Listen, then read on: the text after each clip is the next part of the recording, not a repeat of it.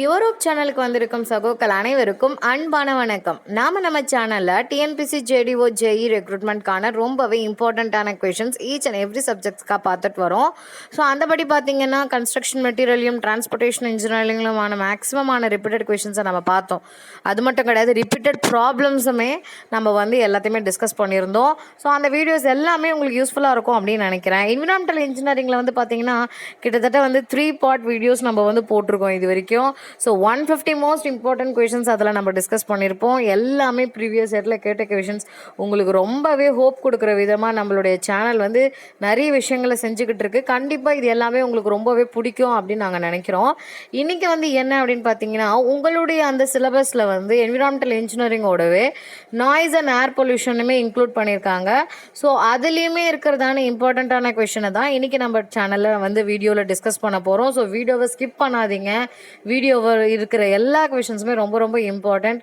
So skip பண்ணாமல் நம்ம வீடியோவை முழுமையாக பாருங்கள். கண்டிப்பாக இது உங்களுக்கு ரொம்பவே பயனுள்ளதாக இருக்கும். வாங்க நம்ம வீடியோக்குள்ளே போகலாம். Aerobic method of composting practiced in India is called indoor method. So aerobic method of composting இந்தியாவில் ப்ராக்டிஸ் பண்ணுறது என்ன மெத்தட் அப்படின்னு கேட்டாங்கன்னா அது இண்டோர் மெத்தட். இதே anaerobic method of composting காமனாக என்ன சொல்லுவோம் அப்படின்னா பெங்களூர் மெத்தடை தான் நம்ம anaerobic method of composting அப்படின்னு சொல்லுவோம். So liquid that has percolated through the solid waste and has extracted dissolved or suspended materials from it is called as leachate. So லீச்சேட்ன்றது ஒன்றும் கிடையாது, இது ஒரு விதமான லிக்விட். இது அந்த லிக்விட் என்ன பண்ணோம் அப்படின்னோம்னா ஒரு சாலிட் வேஸ்ட்டுக்குள்ளே பெர்குலேட் ஆகி அதில் இருக்கிற டிசால்வ்டு சாலிட்ஸோ இல்லை சஸ்பெண்டட் மெட்டீரியல்ஸையோ ஃபுல்லாக எக்ஸ்ட்ராக்ட் பண்ணி தண்ணியாக வெளியில் வரும். இதை தான் நம்ம லீச்சேட் அப்படின்னு நம்ம சொல்கிறோம். ஸோ இது ரொம்ப ரொம்ப இம்பார்ட்டண்ட். அடுத்ததாக, for proceeding with optimum rate of biological activity in composting process, moisture content should be about 55%. So composting பண்ணணும் அப்படின்னும் போது moisture content எவ்வளோ இருக்கணும்னா it should be about 55%. The typical density in kilogram per meter cube in situ எல்லாம் ஆன்சைட்டில் பண்ணுறது இது of well compacted municipal solid waste in landfill is in the range of, நல்லா ஞாபகம் வச்சுக்கோங்க, typical density is in the range of 310 to 500 for in situ. 310 to 500 இதனோட unit kilogram per meter cube. So the typical டென்சிட்டினுடைய value என்ன அப்படின்னா 310 to 500 இந்த ரேஞ்சை பார்த்துக்கோங்க. அடுத்ததா இப்போ நம்ம ஒரு ப்ராப்ளம் பார்க்க போகிறோம். A town disposes of its sewage by land treatment in a form of 200 hectares with a designed area of 50% for rest and rotation. If the rate of water supply is 150 liter per day per head, 75% of water is converted into sewerage, and if the population is 50,000, the consuming capacity of the soil in terms of liter per hectares per day will be என்னன்னு கேட்டிருக்காங்க. So இவங்க எவ்வளோ ஏரியாவுக்கு design பண்ணுறாங்கன்னா designated area 50%. ஓகேவா? Per litre per day per ஹெட்டுக்கு எவ்வளோ அப்படின்னா 150. எவ்வளோ பர்சன்டேஜ் ஆஃப் வாட்டர் வேஸ்ட் வாட்டராக கன்வெர்ட் ஆகுதுன்னா 75% ஆஃப் த வாட்டர் வேஸ்ட் வாட்டராக கன்வெர்ட் ஆகுது. ஓவரால் பாப்புலேஷன் அந்த ஏரியாவில் எவ்வளோ அப்படின்னு கேட்டாங்கன்னா 50,000. நம்ம என்ன பண்ண போகிறோன்னா ஒரு ஆளுக்கு 150 litre per day per head தேவைப்படுது. அதாவது ஒரு ஆளுக்கு 150 லிட்டர் பர் டேக்கு தேவைப்படுது அப்படின்னா அப்போ டோட்டலாக அந்த ஏரியாவில் இருக்கிற பாப்புலேஷன் 50,000. அப்போ நம்ம என்ன பண்ணுறோம், 50,000த்தையும் அந்த 150யும் மல்டிப்ளை பண்ணிக்கிறோம். இப்போ இந்த தண்ணியில் எவ்வளோ சதவீதமான தண்ணி வேஸ்ட் வாட்டராக மாறுது? 75%. அந்த 75%ஐ நம்ம என்னன்னு போடுறோம்னா 0.75 அப்படின்னு போடுறோம். ஓகேவா? ஸோ மல்டிப்ளை பண்ணும் போது நம்மளுக்கு என்ன கிடைக்குது? Total sewage produced per day, அந்த சிட்டியே டோட்டல் அந்த டவுன் இல்லைங்களா, இது டவுனுன்னு சொல்லியிருக்காங்க. ஸோ அந்த டவுனுக்கான டோட்டல் சீவேஜ் பர் டேக்கு எவ்வளோனா நம்மளுக்கு இன் டேர்ம்ஸ் ஆஃப் லிட்டர் பர் டேல நம்ம கண்டுபிடிச்சிட்டோம். இதில் நம்மளுக்கு ஏரியா பார்த்தீங்கன்னா 200 ஹெக்டர்ஸ். ஆனால் நம்ம டிசைனேட்டட் ஏரியா 50% தான். அதனால் 200ல் 50% என்னது 100 ஹெக்டர்ஸ். ஸோ நம்மளுக்கு கிடைச்ச அந்த டோட்டல் சீவேஜ் பர் டேக்கு ப்ரொடியூஸ் ஆச்சு இல்லையா, அதை 100ஆல் டிவைட் பண்ணால் நம்மளுக்கு கிடைக்கிற answer in terms of litre per hectare per டேல நம்மளுக்கு கிடைச்சிடுச்சு. So the consuming capacity of the soil is 56,250 litre per hectare per day. இந்த ப்ராப்ளம் புரிஞ்சுதா? இது ரொம்பவே இம்பார்ட்டண்ட்டான ஒரு ப்ராப்ளம். ஸோ உங்களுக்கு வந்து எவ்வளோ பாப்புலேஷன் கொடுத்துருக்காங்க, எவ்வளோ ஏரியா கொடுத்துருக்காங்க, அந்த எவ்வளோ ஏரியாவில் எவ்வளோ ஏரியா டிசைனேட்டட் ஏரியா, ஸோ இது எல்லாமே நீங்கள் பார்த்துக்கிட்டீங்க அப்படின்னா இது கண்டிப்பாக உங்களுக்கு ரொம்பவே ஈஸியான ஒரு ப்ராப்ளமாக இருக்கும். நெக்ஸ்ட் வந்து சானிட்டரி லேண்ட்ஃபில் மே cos troubles during peak monsoon. ஒன்றும் கிடையாது, நார்மலாக நம்ம வீட்லேயே வந்து வேஸ்ட்டை கொட்டிட்டு அது மேலே தண்ணி இருந்துச்சுன்னு வச்சுக்கோங்களேன், அதில் வர ஸ்மெல் வந்து ரொம்பவே அந்த அன்பிளசன்ட் ஆர்டர் ரிலீஸ் ஆகும். அது மட்டும் கிடையாது, அது வந்து மக்குறதுக்குமே டீகம்போஸ் ஆகிறதுக்குமே இட் டேக்ஸ் மோர் டைம். இதே ஒரு லேண்ட்ஃபில்லுக்கு யோசிச்சு பார்த்தோம்னா எப்படி இருக்கும்? ஒரு அதிகமான சானிட்டரி லேண்ட்ஃபில் இருக்கிற ஏரியாவில் நிறைய மழை இருந்துச்சு அப்படின்னா மழை காலத்தில் அந்த சானிட்டரி லேண்ட்ஃபில்லை வந்து நம்ம மெயின்டைன் பண்ணுறது அப்படின்றதே நம்மளுக்கு ரொம்ப பெரிய ஒரு ட்ரபிள், ரொம்ப பெரிய ஒரு கஷ்டத்தை கொடுக்கும், ரொம்ப கஷ்டமாகவும் இருக்கும். நெக்ஸ்ட் வந்து பார்த்தீங்கன்னா composting and lagooning are the methods of sludge digestion. So sludge digestion methods என்னன்னு கேட்டாங்கன்னா கம்போஸ்டிங் அண்ட் லகூனிங் அப்படின்னு சொல்லுங்க. இல்லை இந்த மெத்தட்ஸை வந்து நம்ம methods of disposal of solid waste அப்படின்னும் சொல்லலாம். ஸோ சாலிட் வேஸ்ட் டிஸ்போசலுக்கு என்ன மெத்தட்ஸ் யூஸ் பண்ணுறாங்கன்னா கம்போஸ்டிங் அண்ட் லகூனிங். ஸோ இந்த மெத்தட்ஸுமே நீங்கள் ஞாபகம் வச்சுக்கோங்க. ஸ்லட்ஜ் டைஜஷனுக்கான மெத்தட்ஸும் இதுதான், டிஸ்போசல் ஆஃப் சாலிட் வேஸ்ட்டுக்கான மெத்தட்ஸும் இதுதான். நெக்ஸ்ட் வந்து the working condition in Imhoff tank are anaerobic in lower compartment and aerobic in upper compartment. ஏன் அப்படின்னா அப்பர் கம்பார்ட்மெண்ட்டில் வந்து அவுட்டர் அட்மாஸ்பரிக் ஏரோட அதை கான்டாக்ட் வச்சுக்க முடியும், அப்போது அங்கே வந்து ஏரோபிக் ரியாக்ஷன் நடக்கும். இதே வந்து அந்த லோயர் கண்டிஷனில் என்ன ஆகும் அப்படின்னோம்னா அதால் அவுட்டர் அட்மாஸ்பியரோட வச்சு கான்டாக்ட் வச்சுக்க முடியாது. அப்போது இன் ஆப்சன்ஸ் ஆஃப் ஆக்சிஜனில் அந்த ரியாக்ஷன் நடக்கும். இன் ஆப்சன்ஸ் ஆஃப் ஆக்சிஜன் அப்படின்றது என்ன? ஆனரோபிக். ஸோ லோயர் கம்பார்ட்மெண்ட்டில் ஆனரோபிக்காகவும் அப்பர் கம்பார்ட்மெண்ட்டில் ஏரோபிக்காகவும் இருக்கும். இமாஃப் டேங்கினுடைய ஒர்க்கிங் கண்டிஷன்ஸ்னால் இதுதான், இது ஞாபகத்தில் வச்சுக்கோங்க. அடுத்ததா generally the detention period for grit chamber is kept as 1 minute. So grit சேம்பருக்கான டிடென்ஷன் பீரியட் என்னது? 1 minute. The maximum efficiency of BOD removal is achieved in oxidation ditch. எவ்வளோ efficiency? 98 efficiency. So BOD ரிமூவலுக்கு maximum efficiency எதுக்கு? Oxidation டிச்சுக்கா இல்லை oxidation பாண்டுக்கா அப்படின்னு எதில் ஆப்ஷனை கொடுத்துருந்தாலும் ஆக்சிடேஷன் டிச் அப்படின்றது தான் கரெக்டான ஆன்சர். பிகாஸ் அதில் தான் 98% ஆஃப் பிஓடியை நம்மளால் ரிமூவ் பண்ண முடியும். இதே வந்து ஆக்சிடேஷன் பாண்டில் வந்து எவ்வளோ பர்சன்டேஜ் அப்படின்னு பார்த்தீங்கன்னா 92% தான் ரிமூவ் பண்ண முடியும். ஸோ வந்து ஆக்சிடேஷன் டிச்சுக்கான எஃபிஷியன்சி தான் அதிகம், இதையுமே நீங்கள் ஞாபகத்தில் வைத்துக்கொள்ளுங்கள்.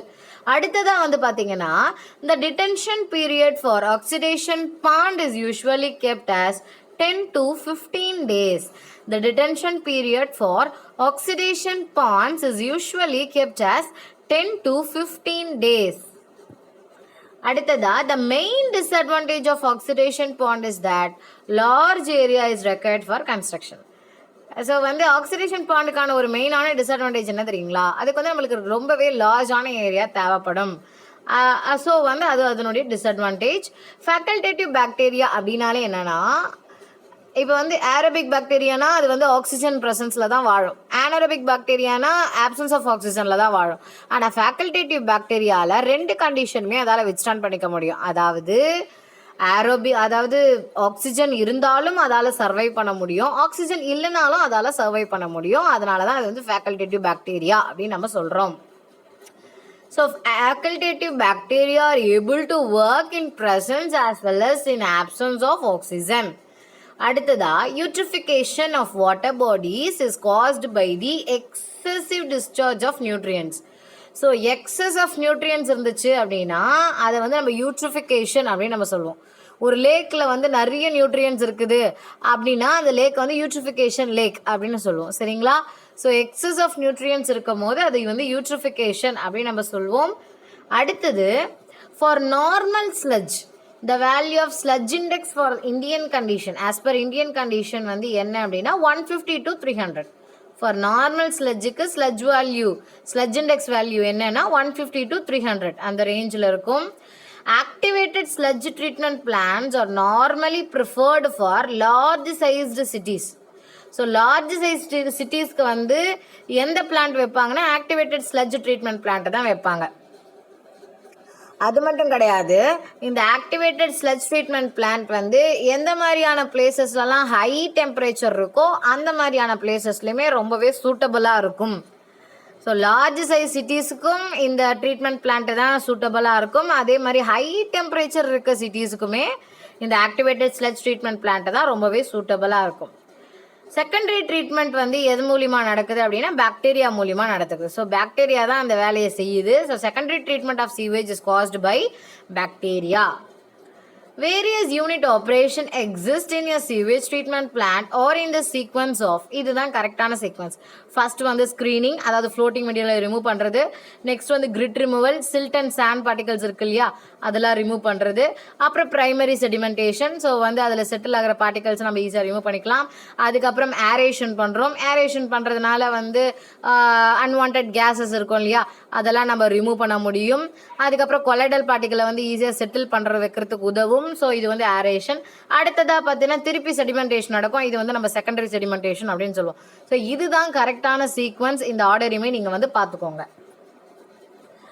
ஹை சிஓடி, ஸோ சிஓடி வந்து அதிகமாக இருக்குது. High COD divided by BOD. So COD to BOD ratio of an organic pollutant represent இந்த இப்போ வந்து சிஓடி அதிகமாகி ஸோ ஐசிஓடி பை பிஓடி இந்த ரேஷியோ வந்து என்னதை சொல்லுது அப்படின்னா அந்த இடத்துல low biodegradability of the pollutant வந்து லோ பயோடிகிரேடபிள் அப்படின்றத மென்ஷன் பண்ணுறாங்க. ஸோ ஐசிஓடி டு பிஓடி அப்படின்னா அந்த இடத்துல பொல்யூட்டன்ட்டுக்கு வந்து லோ பயோடிகிரேடபிளாக இருக்கும். இதையுமே நீங்கள் ஞாபகத்தில் வச்சுக்கோங்க. இதே பிஓடி பை சிஓடியாக இருந்துச்சுன்னு வச்சுக்கோங்க, அதனுடைய வேல்யூ வந்து லெஸ் தேன் 1, அதாவது 0.92லேருந்து 1க்குள்ளே இருக்கும் அந்த வேல்யூ. அப்படி இருந்துச்சுன்னா அது என்ன ரெப்ரசன்ட் பண்ணுதுன்னா ஃபுல்லி பயோடிகிரேடபிள் அப்படின்றத மென்ஷன் பண்ணுது. சரிங்களா?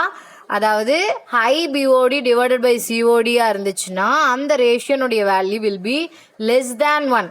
அதாவது என்ன ரேஞ்ச் அப்படின்னா 0.92லேருந்து 1க்குள்ளாக இருக்கும்.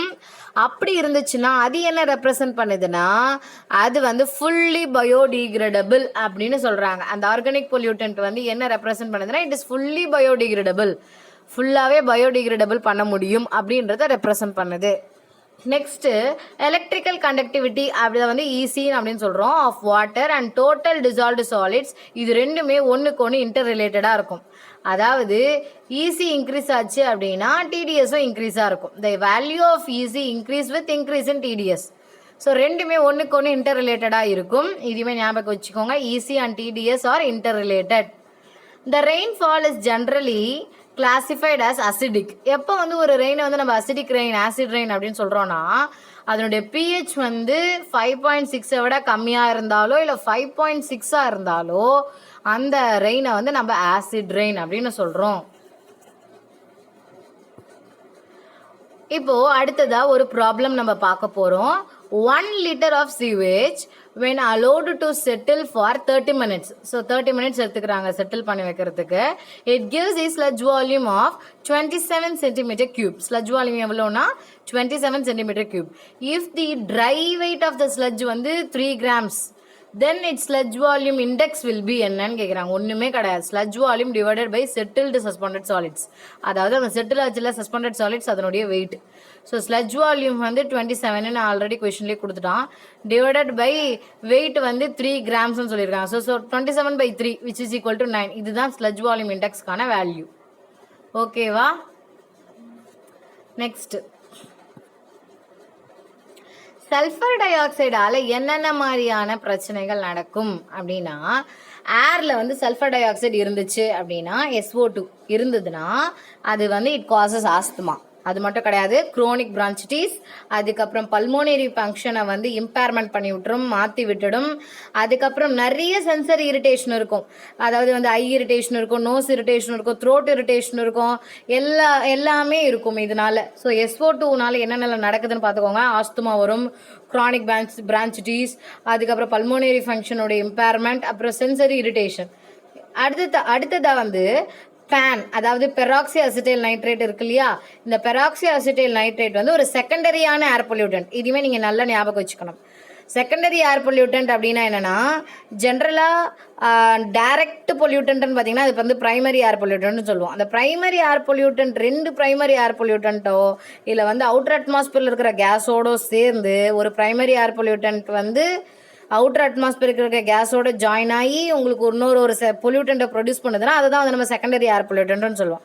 ஃபார் எக்ஸாம்பிள் பார்த்தீங்கன்னு வச்சுக்கோங்களேன், சல்ஃபர் டை ஆக்சைடு அப்படின்றது எமிஷன், ஏதோ ஒரு எமிஷன்னால சல்ஃபர் டை ஆக்சைடு ரிலீஸ் ஆகுதுன்னா அது வந்து ப்ரைமரி ஏர் பொல்யூட்டன். அதே அந்த சல்ஃபர் டை ஆக்சைடு வந்து அட்மாஸ்பியரில் இருக்கிற வாட்டர் மாலிக்யூல், அதாவது H2ஓட ரியாக்ட் ஆகுதுன்னு வச்சுக்கோங்க. SO2 + H2O gives H2SO4. H2SO4ன்றது என்னது? ஒரு ஆசிட். அப்போ அந்த ஆசிட் தான் என்னது? செகண்டரி ஏர் பொல்யூட்டன்ட். ஓகேவா? அதே மாதிரி இந்த பேனும் செகண்டரி ஏர் பொல்யூட்டன்ட். இது ரொம்ப ரொம்ப இம்பார்ட்டண்ட். இதை ஞாபகத்தில் வச்சுக்கோங்க. பேனுடைய ஃபுல் ஃபார்ம் என்ன அப்படின்றதையும் சம்டைம்ஸ் கேட்டிருக்காங்க. So peroxy acetyl nitrate. அதுக்கப்புறம் ஓசோன் டிப்ளேஷனால் ஸ்கின் கேன்சர் வரும். இது எல்லாருக்குமே தெரியும் நம்மளுக்கு.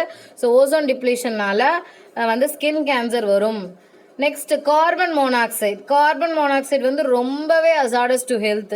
ஏன் அப்படின்னா இது வந்து அந்த ஆக்சிஜன் கேரிங் கெப்பாசிட்டி, பிளட்டில் இருக்கிற ஆக்சிஜன் கேரிங் கெப்பாசிட்டியை ரொம்பவே கம்மி பண்ணி விட்டுடும். Carbon monoxide is hazardous to human health because it reduces oxygen carrying capacity in blood. ஓகேவா? ஆக்சிஜன் கேரிங் கெப்பாசிட்டி பிளட்டில் கம்மியாச்சு அப்படின்னா கண்டிப்பாக அது வந்து ஹியூமனுடைய ஹெல்த்துக்கு ரொம்பவே ஒரு பெரிய பாதிப்பை கொடுக்கும்.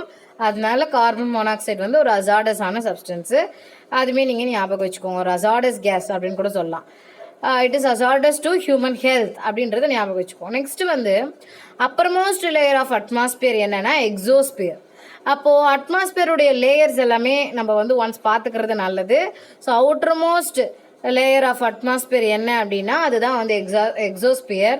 ஸோ வந்து பார்ப்போம். எர்த்துக்கு பக்கத்துலேயே இருக்குது பார்த்தீங்களா, நியர்பை லேயர் வந்து ட்ரோபோஸ்பியர். ட்ரோபோஸ்பியருக்கு மேலே ஸ்ட்ராட்டோஸ்பியர், மிடில் இருக்கிற லேயர் பேர் தான் மீசோஸ்பியர், அதுக்கப்புறம் அந்த டெம்பரேட் லேயர் பேர் தெர்மோஸ்பியர், அவுட்டர் லேயர் பேர் எக்ஸோஸ்பியர். ஸோ இந்த ஆர்டருமே ஞாபகம் வச்சுக்கோங்க. இதில் ஷார்ட் ஃபார்ம் வந்து நிறைய பேர் சொல்கிறது வந்து என்னென்னா trust me in the exam அப்படின்னு சொல்லுவாங்க. அதாவது ட்ரஸ்ட்டில் டிஆர் இருக்கு இல்லையா, அது வந்து ட்ரோபோஸ்பியர். ட்ரஸ்ட்டில் எஸ்டின்னு இருக்கு இல்லையா, அது வந்து ஸ்ட்ராட்டோஸ்பியர்.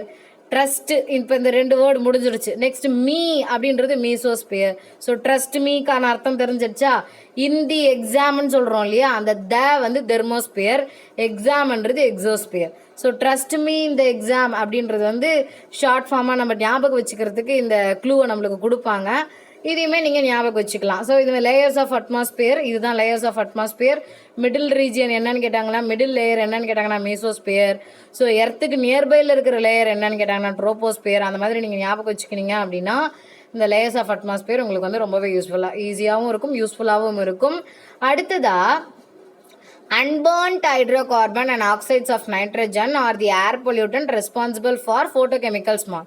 ஃபோட்டோகெமிக்கல் ஸ்மாகுக்கு யாரெல்லாம் ரெஸ்பான்சிபிள்னு பாருங்கள். ஒன்று வந்து அன்பர்ன்ட் ஹைட்ரோகார்பன், HCன்னு சொல்லுவோம் இல்லைங்களா, அது. இன்னொன்று வந்து ஆக்சைட்ஸ் ஆஃப் நைட்ரஜன், நாக்ஸ்ன்னு சொல்லுவோம்ல, அது. இது ரெண்டும் தான் ஃபோட்டோகெமிக்கல் ஸ்மாக் வந்து உருவாகிறதுக்கான முக்கியமான காரணிகள். அடுத்ததா the primary air pollutant caused by incomplete combustion of organic matter is carbon monoxide. நம்மளுக்கு ஆல்ரெடி தெரியும் கார்பன் மோனாக்சைடு வந்து எதனால் நடக்குதுன்னா incomplete combustion of organic matter. இது வந்து ஒரு primary air pollutant. Carbon monoxide வந்து ஒரு பிரைமரி ஏர் பொல்யூட்டன்ட். அடுத்ததா one of the main effect of greenhouse on vegetation is increased vegetation. Green ஹவுஸ்க்கு வந்து என்ன பண்ணோம் அப்படின்னா வெஜிடேஷனை இன்க்ரீஸ் பண்ணோம். ஓகேவா? Next Ringelmann's scale is used to grade density of smoke. Ringelmann scale is used to grade the density of smoke. So density of smokeக்கு grade போடுறதுக்கு எந்த ஸ்கேல் வச்சு மெஷர் பண்ணுவாங்க, எந்த ஸ்கேல் யூஸ் பண்ணி டென்சிட்டி ஆஃப் ஸ்மோக்குக்கு வந்து கிரேட் போடுவாங்க அப்படின்னா ரிங்கிள்மேன்ஸ் ஸ்கேல் யூஸ் பண்ணி தான் டென்சிட்டி ஆஃப் ஸ்மோக்குக்கு வந்து கிரேட்லாம் ஃபிக்ஸ் பண்ணுவாங்க. ஸோ அந்த ஸ்கேல் பார்த்துக்கோங்க, ரிங்கிள்மேன் ஸ்கேல். எதுக்குன்னா to grade the density of smoke. The permissible standard of air quality fixed in India for residential areas for suspended particulate matter, அப்புறம் for sulfur dioxide, for nitrogen oxides and carbon monoxide, இதுக்கான வேல்யூஸ்லாம் கொடுத்துருக்காங்க. In terms of microgram per metre கியூபில் கொடுத்துருக்காங்க. ஐயுமே மெயினாக பார்த்துக்கோங்க. So suspended particulate மேட்டருக்கு வந்து 200 மைக்ரோகிராம் பர் மீட்டர் கியூப், SO2க்கு வந்து 80 மைக்ரோகிராம் பர் மீட்டர் கியூப், அப்புறம் நாக்ஸுக்கு வந்து 80 microgram per metre cube, and then carbon மோனாக்சைடுக்கு வந்து 2000 மைக்ரோகிராம் பர் மீட்டர் கியூப். இன்னுமான ஆம்பியன்ட் ஏர் குவாலிட்டி ஸ்டாண்டர்ட்ஸ் நான் நெக்ஸ்ட் ஸ்லைடில் இம்பார்ட்டன்ஸ் கொடுத்துருக்கோம். ஸோ அதையுமே நீங்கள் ஒன்ஸ் பார்த்துக்கிறது ரொம்பவே நல்லது. The acid rains are caused by the pollutants like SOx and NOx. ரொம்ப ரொம்ப இம்பார்ட்டன்ட். சாக்ஸ் அண்ட் நாக்ஸ்னால தான் இந்த வந்து ஆசிட் ரெயின் வர்றதுக்கான மெயினான ரீசனே. ஸோ இந்த டேபிளில் தான் உங்களை நான் பார்த்துக்க சொன்னேன். ஸோ சல்ஃபர் டை ஆக்சைடு வந்து ஆனுவலி இண்டஸ்ட்ரியலுக்கு என்ன, எக்கலாஜிக்கலி சென்சிட்டிவ் ஏரியாஸ்க்கு என்ன அப்படின்னு சொல்லிட்டு பார்த்துக்கோங்க. ஸோ வந்து 24 ஹவர்ஸ்க்கு என்ன, அந்த மாதிரி எல்லா பொல்யூட்டன்ட்டுக்குமே time weighted average as well as அதனுடைய கான்சன்ட்ரேஷன் இன் ஆம்பியன்ட் ஏர், இந்த காலம்ஸ் பார்த்துக்கிட்டிங்க அப்படின்னா உங்களுக்கு ரொம்ப யூஸ்ஃபுல்லாக இருக்கும் எக்ஸாம் சைடில். ஸோ வந்து இதை பார்த்துக்கோங்க. அடுத்ததாக கார்பன் மோனாக்சைடு என்ன பண்ணணும்னா acute toxicity. Carbon di oxide வந்து இது வந்து ஒரு க்ரீன் ஹவுஸ் எஃபெக்ட் ஏற்படுத்தக்கூடிய ஒரு கேஸ். சல்ஃபர் டை ஆக்சைடு வந்து ஆசிட் ரெயின் ஆல்ரெடி மென்ஷன் பண்ணது தான். நாக்ஸால் என்ன நடக்கும்னா ஓசோன் லிபரேஷன் அண்ட் கிரவுண்ட் லெவலில் வந்து ஓசோன் லிபரேஷன் ஆகிறதுக்கு காரணமே நாக்ஸ் தான். ஸோ எந்த மாதிரியான ஏர் பொல்யூட்டன்ட் என்ன மாதிரியான எஃபெக்ட்ஸ் கொடுக்குது அப்படின்றது இந்த டேபிள் இந்த மேட்ச்சில் உங்களுக்கு புரிஞ்சிருக்கும். அடுத்ததா ஏரோசால்ன்றது என்னன்னா is dispersion of small solid or liquid particles in gaseous media. அதுதான் aerosol.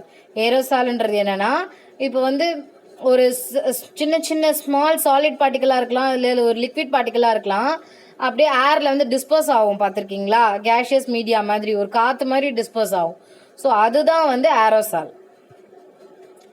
If the actual height of a stack is 150 metre, plume height வந்து 8 மீட்டர், ஸ்டாக் ஹைட் வந்து 150, ப்ளூம் ஹைட் வந்து 8 அப்படின்னா எஃபெக்டிவ் ஹைட் என்னது? Stack height plus plume height. So 150 + 8 which is nothing but 158. அவ்வளோதான். So effective height என்னன்னா ஸ்டாக்கினுடைய ஹைட்டையும் actual ஹைட்டையும் ப்ளூமினுடைய ஹைட்டையும் நீங்கள் வந்து add பண்ணீங்க அப்படின்னாலே எஃபெக்டிவ் ஹைட் வந்து உங்களுக்கு தெரிஞ்சிடும். அடுத்ததா height of the chimney required for effective disposal of 27 kg/h of SO2 emissions எப்படி கண்டுபிடிக்கலாம்னா ஃபார்முலா வந்து H is equal to 14 into Q to the power of 1/3.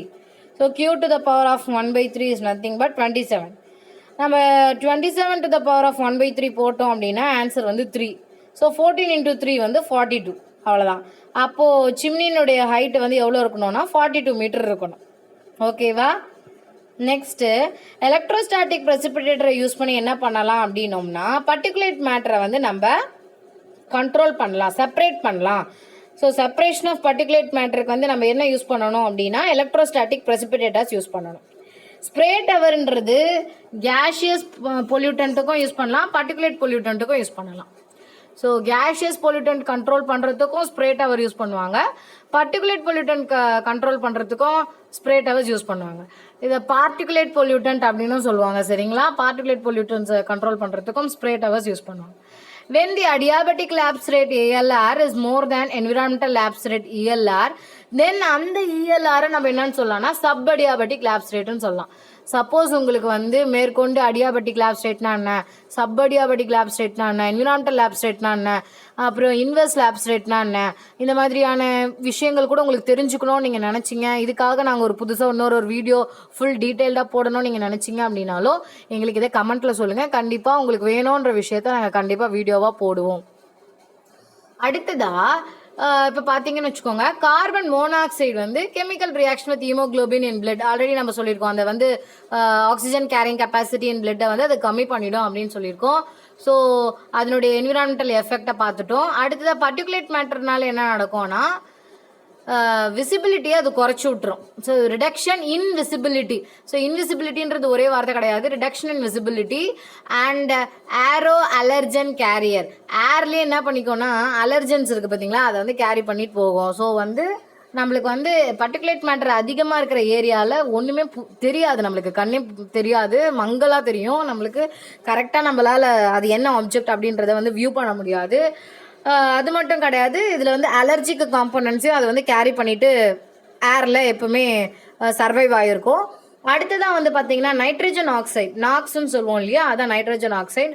அது வந்து ஃபோட்டோகெமிக்கல் ஸ்மாகாக இருக்கும். ஃபோட்டோகெமிக்கல் ஸ்மாக் அட்மாஸ்பியரில் உருவாக்குறதுக்கு காரணமே இந்த நாக்ஸ். நம்ம ஆல்ரெடி டிஸ்கஸ் பண்ணோம், ஞாபகம் இருக்கா? ஹைட்ரோகார்பனும் நாக்ஸும் தான் வந்து ஃபோட்டோகெமிக்கல் ஸ்மாகை உருவாக்குதுன்னு சொன்னோம் இல்லையா, அது. நெக்ஸ்ட் சல்ஃபர் டை ஆக்சைடு என்ன பண்ணோம் அப்படின்னா ரெஸ்பிரேட்டரி டிசீஸை கொண்டு வரும். ரெஸ்பிரேட்டரி ஸ்ட்ரெஸ் வந்துடும் நம்மளுக்கு, டிஸ்ட்ரெஸ். ஸோ சல்ஃபர் டை ஆக்சைடுனால இந்த மாதிரியான ஒரு எஃபெக்ட் நடக்குது. அடுத்ததா நாய்ஸை வந்து நம்ம ஜென்ரலாக எந்த யூனிட்ல மெஷர் பண்ணுவோம்னா டெசிபிளில் மெஷர் பண்ணுவோம், சரியா? ரிவர்பரேஷன் டைம் அப்படின்றது என்னன்னா ஒரு சவுண்டை வந்து 60 dB குறையறதுக்கு அது வந்து எவ்வளோ டைம் எடுத்துக்குதோ அதை தான் நம்ம வந்து ரிவர்பரேஷன் டைம் அப்படின்னு சொல்லுவோம். So it's typically defined as a time required for this sound level to decrease by 60 dB. 60 dB குறையறதுக்கு அது எடுத்துக்கக்கூடிய டைமுக்கு பேர் தான் reverberation time. 10 decibel increase in sound level will increase the loudness of sound by 10 times. 10 dB sound increase ஆச்சு அப்படின்னா அப்போ loudness 10 times அதை பல 10 மடங்கு இன்க்ரீஸ் ஆகிருக்கும், ஓகேங்களா? 10 decibel increase in sound level will increase the loudness of sound by 10 times. Human இயர்னுடைய எவ்வளோ year அதால் வந்து நம்மளால கேட்க முடியும் அப்படின்றத ஃப்ரீக்வன்சி வந்து பார்த்தீங்கன்னா 20 to 20,000 Hz அப்படின்னு சொல்லுவோம். ஆனால் நம்மளுடைய ஹியரிங் கெப்பாசிட்டி வந்து எப்போ ரொம்ப மோஸ்ட் சென்சிட்டிவாக இருக்கும் தெரியுமா? when the frequency is in the range of 500 to 5,000 Hz. 500 to 5,000 Hzல இருக்கும் போதே நம்மளுடைய அந்த ஹியரிங் கெப்பாசிட்டி வந்து ரொம்பவே மோஸ்ட் சென்சிட்டிவாக இருக்கும். ஸோ மோஸ்ட் சென்சிட்டிவ் ஃப்ரீக்வன்சி என்னன்னா 500 to 5,000 Hz. Human hear sound of all frequency அந்த ஹியரிங் கெப்பாசிட்டின்னு கேட்டிருந்தாங்கன்னா 20 to 20,000 Hz. ஸோ நீங்கள் வந்து இது ரெண்டுத்தையுமே பார்த்துக்கோங்க. பட் மோஸ்ட் சென்சிட்டிவ் எப்போ அப்படின்னு கேட்டிங்கன்னா 500 to 5,000 Hzல தான் மோஸ்ட் சென்சிட்டிவாக இருக்கும். The maximum sound level beyond which it is certainly regarded as a pollutant. So எந்த சவுண்ட் லெவலுக்கு மேலே போச்சு அப்படின்னா அதை வந்து இப்போ பொல்யூட்டண்ட்டாக சொல்லுவோம். எப்போ வந்து நாய்ஸ் பொல்யூஷன் அப்படி பொல்யூட்டண்ட்டாக காசு ஆகுது அப்படின்னு சொல்லுவோன்னா 80 dBக்கும் அதிகமாச்சு அப்படின்னா தான் அந்த சவுண்ட் லெவலை வந்து நம்ம பொல்யூட்டன்ட் அப்படின்னு நம்ம சொல்லுவோம், சரிங்களா? 80 dBக்கும் அதிகமானால் அது வந்து it comes under a pollutant. Next acceptable noise level for residential and business in urban areas as per IS 4594 IS 4954 1968 is 40 to 50 dB. So இந்த இந்தியன் ரெக்கமெண்டேஷன்ஸ் படி, இந்த இந்தியன் ஸ்டாண்டர்ட்ஸ் படி ரெசிடென்ஷியல் அண்ட் பிஸ்னஸ் ஏரியாவில் இருக்க வேண்டிய acceptable noise level என்னன்னா 40 to 50 dB. Reflection noise can be abated by providing. So reflection நாய்ஸை வந்து நம்ம எப்படி கம்மி பண்ணலாம் அப்படின்னா நம்ம வால்ஸில் வந்து சீலிங்ஸ் போடுறது மூலிமா என்ன ஆகும் அப்படின்னா அந்த சீலிங் வந்து அந்த சவுண்ட் எல்லாத்தையும் அப்சர்வ் பண்ணிடும். அப்சர்வ் மெட்டீரியல் வச்சே நம்ம சீலிங் போடலாம். அப்படி பண்ணும்போது அப்சர்வ் பண்ணிடும். அப்சர்வ் பண்ணிச்சு அப்படின்னா நம்மளுக்கான ரிஃப்ளெக்ஷன் நாய்ஸ் வந்து ரொம்பவே குறைஞ்சிரும். ஸோ வந்து வாலில் வந்து நம்ம லைனிங் ப்ரொவைட் பண்ணணும். அந்த லைனிங்கில் என்ன இருக்கணும்னா அந்த சவுண்ட் அப்சர்விங் மெட்டீரியலை வச்சு நம்ம சீலிங் கொடுத்துருக்கணும். அப்படி கொடுத்தோம் அப்படின்னா ரிஃப்ளெக்ஷன் நாய்ஸ் வந்து ரொம்பவே கம்மியாகும். அடுத்ததா last and most important question என்னன்னு பார்த்தீங்கன்னா an initial carbon to nitrogen ratio required for composting is optimum at 30 to 50. So carbon to nitrogen ratio வந்து எவ்வளோ இருக்கணும் கம்போஸ்டிங்க்கு பார்த்தீங்கன்னா 30 to 50. So carbon nitrogen ratio வந்து 30 to 50க்கு இருக்கணும். So initial carbon to nitrogen ratio கம்போஸ்டிங்க்கு ஆப்டிமமாக எப்போ இருக்கும் அப்படின்னா 30 to 50 ரேஷியோவில் இருக்கும் போது ஆப்டிமமாக இருக்கும். கண்டிப்பாக இந்த கொஷின்ஸ் எல்லாமே உங்களுக்கு ரொம்ப இம்பார்ட்டன்ட்டு வீடியோ பார்க்கும் போதே உங்களுக்கு தெரிஞ்சிருக்கும். ஸோ இந்த கொஷின்ஸ் எல்லாமே நீங்கள் நோட் பண்ணிக்கோங்க. உங்களுக்கு ரொம்பவே யூஸ்ஃபுல்லாக இருக்கும். இந்த வீடியோ உங்களுக்கு ரொம்பவே பயனுள்ளதாக இருக்குது அப்படின்னு நீங்கள் நினச்சிங்க அப்படின்னா நம்ம வீடியோவுக்கு மறக்காமல் லைக் பண்ணுங்கள். நம்ம வீடியோஸில் நீங்கள் என்ன மாதிரியான இன்னும் அப்லோட்ஸ் எதிர்பார்க்குறீங்க, என்ன மாதிரியான வீடியோஸ் நாங்கள் அப்லோட் பண்ணணும்னு நீங்கள் எதிர்பார்க்குறீங்க, எது ரிலேட்டடாக போடணும்னு எதிர்பார்க்குறீங்களோ நீங்கள் கமெண்ட்டில் சொல்லுங்கள். கண்டிப்பாக அதுக்கான ரெஸ்பான்ஸ் நாங்கள் சீக்கிரமாக கொடுப்போம், சீக்கிரமாக அப்லோட் பண்ணுவோம். அதுவுமே உங்களுக்கு ரொம்ப பயனுள்ளதாகவே இருக்கும். அடுத்ததாக பார்த்தீங்கன்னா நம்ம சேனலை மறக்காமல் சப்ஸ்கிரைப் பண்ணுங்கள். உங்களோட ஃப்ரெண்ட்ஸ் யாராவது நான் இந்த மாதிரி எக்ஸாம்ஸ்க்கு ப்ரிப்பேர் பண்ணிட்டு இருக்காங்க அப்படின்னா அவங்களுக்கு மறக்காமல் ஷேர் பண்ணுங்கள். கண்டிப்பாக இன்னும் ஒரு இம்பார்ட்டண்ட்டான வீடியோவோட நீங்கள் கமெண்ட்டில் சொன்ன அதே வீடியோஸை நாங்கள் அப்லோட் பண்ணுறோம். சீக்கிரமாகவே உங்களை நாங்கள் சந்திக்கிறோம். அதுவரை உங்களிடமிருந்து விடைபெறுகிறோம். நன்றி, வணக்கம்.